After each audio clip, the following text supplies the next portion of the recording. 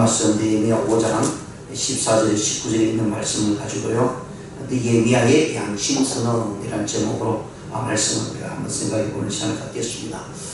성벽을 재건하고 또 외적인 문제 또 내적인 문제를 당하면서 느헤미야는 이스라엘 전체에 전반에 깔려 있는 이렇게 디스프레스, 즉 힘이 없고 나약하고 모든 것을 포기할 수밖에 없는 그런 상황 속에서 느헤미야는 자신의 삶에 대해서 자신이 어떻게 행동하고 어떻게 하나님을 위해서 살아가고 있는지에 대해서 양심 선언하는 그런 모습들을 살펴보게 됩니다. 그래서 이 본문의 말씀을 읽다 보면 이런 생각이 많이 들었습니다. 과연 오늘날 현 시대를 살아가고 있는 우리 목회자들은 느헤미야처럼 살아가고 있는가? 이 부분에서 깊이 생각하지 않을 수가 없는 그런 시간이었고요.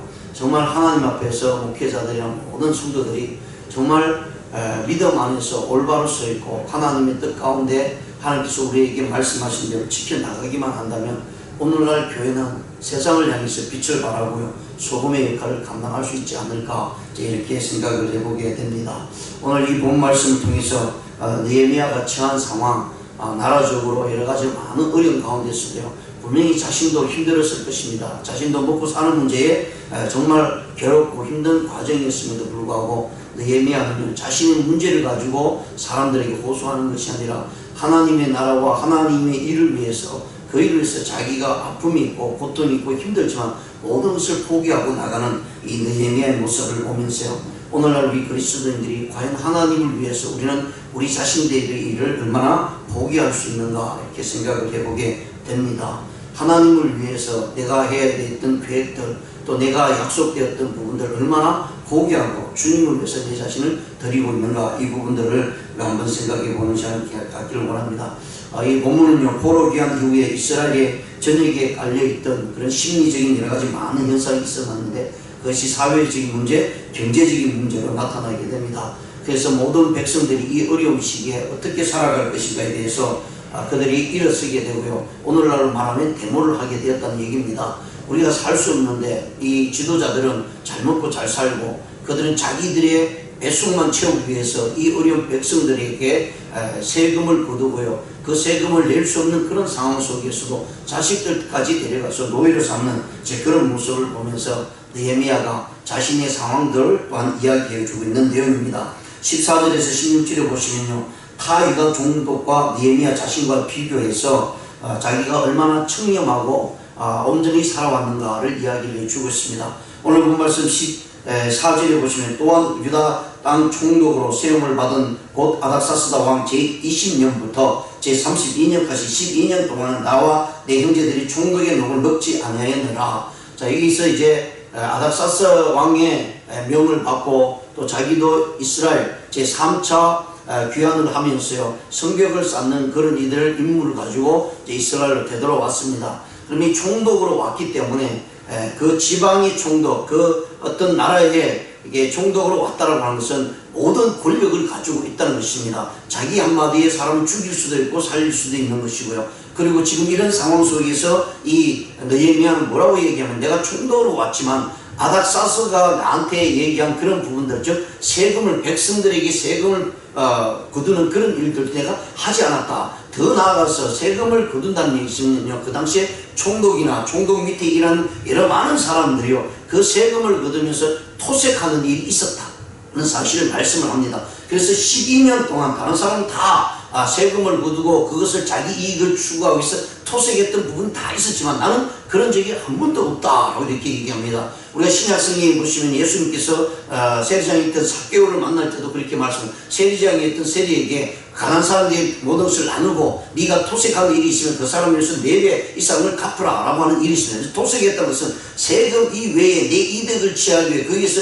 더 얹어서 붙여서 빼앗는 그런 모습입니다. 근데 내는 사람은 잘 모르죠. 그게 세금인 줄 알고 냈는데 알고 보니까 이 사람이 진짜 진짜 오리지널 세금을 놔두고 그 나머지 것을 더 붙여서 자기 유익을 위해서 빼앗는다는 것이죠. 가져온다는 것이죠. 그리고 그것을 내 것으로 만들고 왕에게는 원래 왕이 바치라고 하는 그 세금만 바치고 나머지는 자기 것으로 행하는 그런 모습들이 고대사회, 오늘날도 그런 일들이 비일비재하게 일어나는 것을 보면서요, 이 경제적인 문제 때문에 많은 사람들이 어려움을 겪고 있죠. 그래서 오늘날 우리 한국에도 지도자를 세우거나 또 이렇게 정부의 요직을 세우는 나갈 때 이때 이렇게 그 사람의 삶의 전체를 가지고 나와서 이 사람이 올바로 살았는가, 또 나라를 위해서 백성들을 위해서 정말 남의 것을 빼앗지는 않았는가, 거짓말하지 않았는가, 사기치지 않았는가, 이런 것을 이렇게 다 조사를 하고 나오는 것을 우리가 보게 됩니다. 왜 그런가 하면 바로 이러한 문제가 나라와 백성들에게 엄청난 어려움을 주기 때문이다 라는 사실을 말씀합니다. 그런데 느헤미야는 자기는 그런 적이 한 번도 없었다라고 얘기합니다. 12년 동안 총독직을 가지고 있으면서 자기는 백성들을 위해서, 이 이스라엘 백성들을 위해서 빼앗은 것이 아무것도 없다라고 하는 그런 모습으로 나타내주고 있고요. 제 15절에 보시면 나보다 먼저 있었던 총독들은 백성에게서 양식과 포도주와 또 은 30세계를 그들에게서 빼앗았고 또한 그들의 종자들도 백성들을 압제하였으나 나는 하나님을 경외함으로 이같이 행하지 아니하였다라고 말씀합니다. 정말 느헤미야는요, 하나님을 두려워했던 사람입니다. 하나님을 경외한다는 것은 하나님을 두려워한다는 얘기죠. 오늘 우리 그리스도인들이요, 세상을 두려워합니다. 물질에 대해서는 엄청나게 두려워합니다. 현재 정작 가장 두려워해야 될 여호와 하나님 앞에서 우리의 모습을 드려야 되는데요, 하나님을 전혀 두려워하지 않습니다. 하나님의 일은요, 그냥 내가 편리한 대로, 내가 시간 날 때, 또 내가 어렵지 않을 때 하나님을 경외하고 섬긴다고 이야기를 하면서 살아가죠. 정작 하나님을 위해서 우리가 드려야 될 그런 시간들은 다 내 뜻대로, 내 고집대로, 내 생활에 의해서 좌우지되는 그런 모습들을 우리가 살펴보게 됩니다. 그런데 오늘 느헤미야는요, 이스라엘 백성들을 향해서요, 토색하지 않고 그들의 세금을 빼앗지 않고 그들의 먹을 것을 빼앗지 않고 포도주를 빼앗지 않았다라고 이야기하면서요, 자기 앞에 있었던, 즉 나머지 이스라엘 백성들에게 총독으로 왔던 여러 사람들인데 그들은 백성들의 양식도 포도주도 빼앗고 은 40세기를 그들에게서 빼앗았다라고 얘기합니다. 여기서 한 세기라는 것은 굉장히 큰 돈입니다. 왜냐하면 하루에 일당을 받는데 요즘같이 이제 15만원 정도 받는다고 이야기를 합니다. 그런데요, 여기서 한 세기라는 것은 보통 사람이 나흘 일하는 품삯입니다. 그러니까 30세기라는 것은요, 이게 얼마나 많은 돈을 1년 동안 백성들에게 요구하고 이렇게 빼앗았는지에 대해서 이야기를 해주고 있습니다. 그런 돈까지, 재물까지 나는 빼앗지 않았다. 왜 그런가 하면 하나님을 경외하기 때문이다 라고 이렇게 말씀합니다.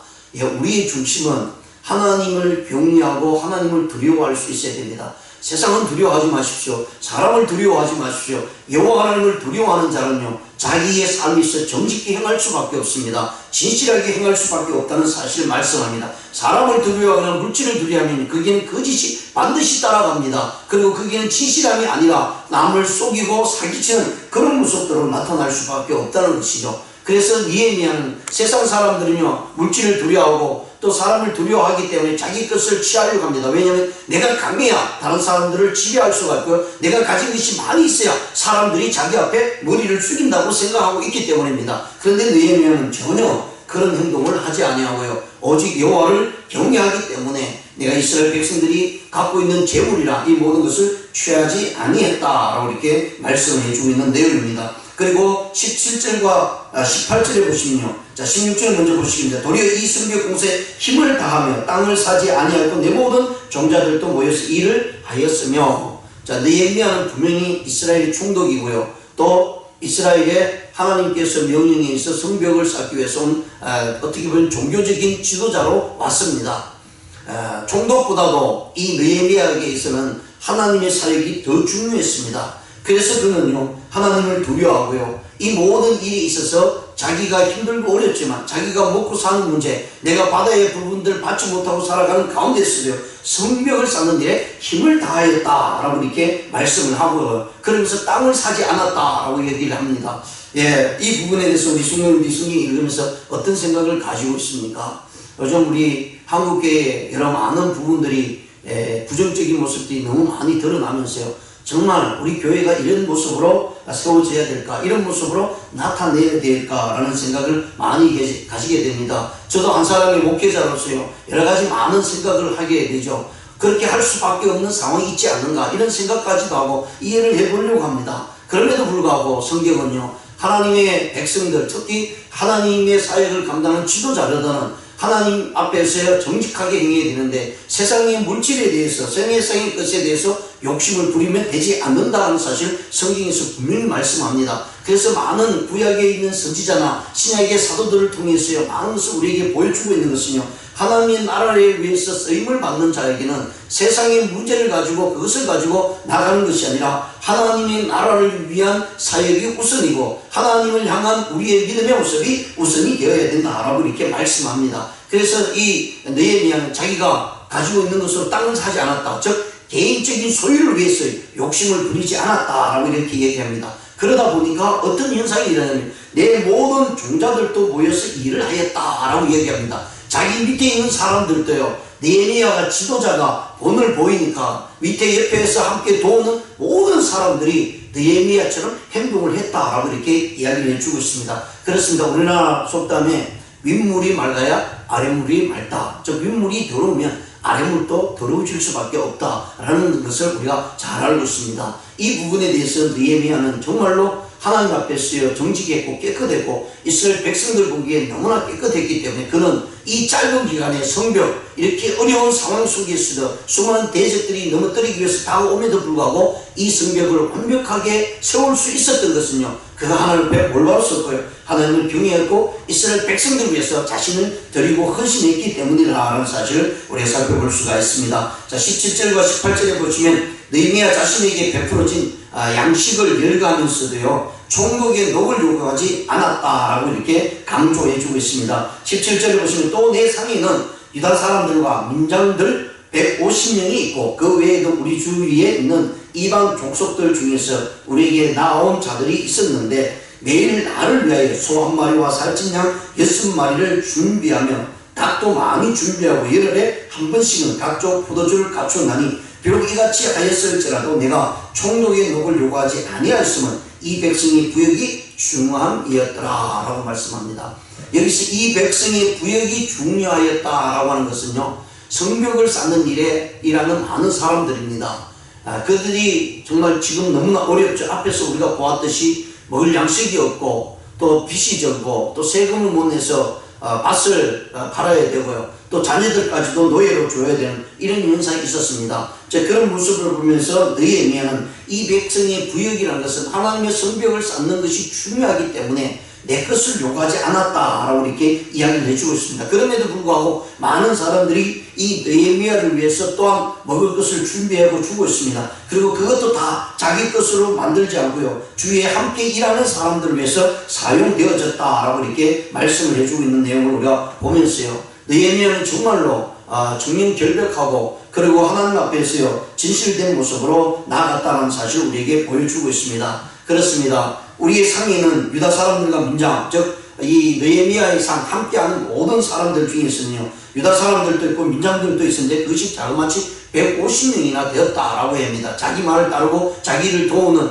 측근들을 얘기합니다. 이들이 150명이 되어서 이들을 먹어 살려야 될 일들이 충분히 있음에도 불구하고요, 나라에 대해서, 이스라엘에 대해서 총독이 바칠 세금에 대해서 더 토색하지 않고 그것을 받고자 애쓰지 않았다라고 이렇게 말씀을 합니다. 느헤미야가 가진 것이 얼마나 되는지는 모르겠습니다.